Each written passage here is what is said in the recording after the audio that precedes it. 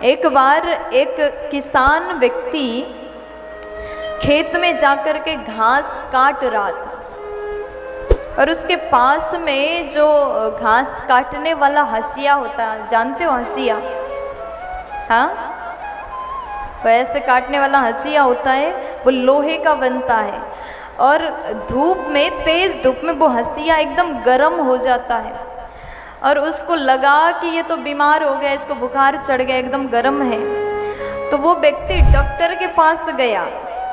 Doctor के पास जाकर के डॉक्टर से कहा कि देखो, मेरे पास में जो हंसिया आई बीमार हो गया, बुखार चढ़ा है, बहुत गर्म है, इसका जो शरीर है बहुत ज़्यादा गर्म है, क्या करें? तो डॉक्टर साहब ने जैसे ये बात सुना, उनको हंसी आती, कैसे कैसे मूर्ख लोग संसार में हैं।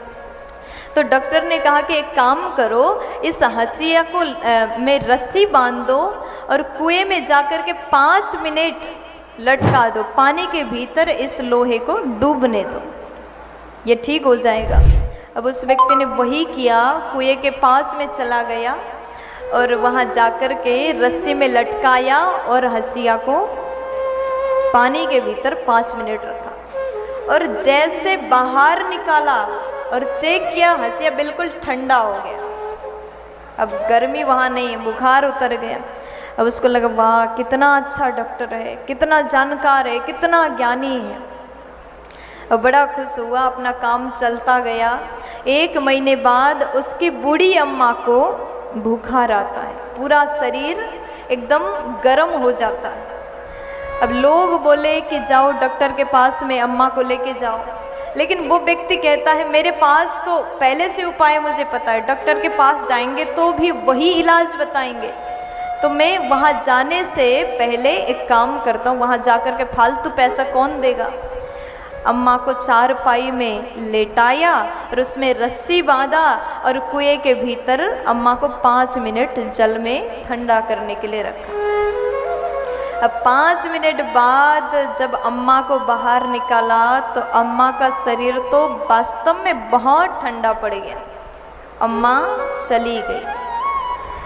अब उसके बाद में उसको इतना बुरा लगा, इतना गुस्सा आया, जाकर के डॉक्टर के पास में गए। अरे ऐसे झूठा झूठा इलाज क्यों बताते हो? डॉक्टर बोले क्या हो गया?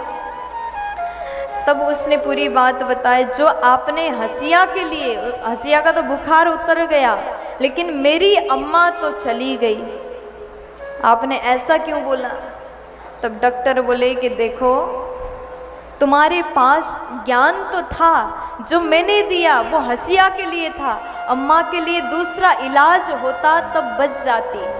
ज्ञान तो तुम्हारे पास था लेकिन तुम्हें विवेक नहीं था, उस ज्ञान का कहाँ सदुपयोग करना है, उस ज्ञान को कहाँ लगाना है। इसी प्रकार हमारे पास में ज्ञान के साथ में जब तक विवेक ना हो तब हम उस ज्ञान को सदुपयोग नहीं कर पाएंगे।